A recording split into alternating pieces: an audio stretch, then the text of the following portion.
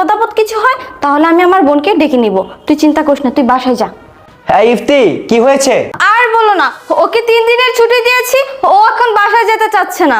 আরে বাবা, ও তো ঠিকই বলেছে, আমিও চলে যাচ্ছি ঢাকার বাইরে 3 দিনের জন্য। আর এর ভিতরে ও যদি ছুটিতে চলে যায় তাহলে তুমি বাসায় একা একা হয়ে যাবে। যদি কোনো সমস্যা হয় বরং আমি আসলে তারপরে তুমি ওকে ছুটি দিও। আরে না না, সমস্যা নেই। আচ্ছা আরে না না, সমস্যা নেই, আমি একাই থাকতে পারবো। ওকে ছুটি দিয়েছি, ও চলে যাক বাসায়। এই তুই যা।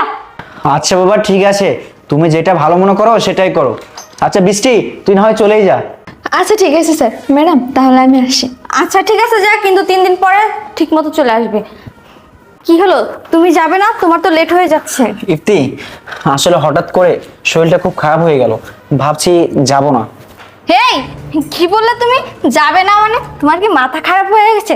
ঢাকার বাইরে তোমার মিটিং, কত কষ্ট করে ম্যানেজ করেছো তার কোনো হিসাব আছে?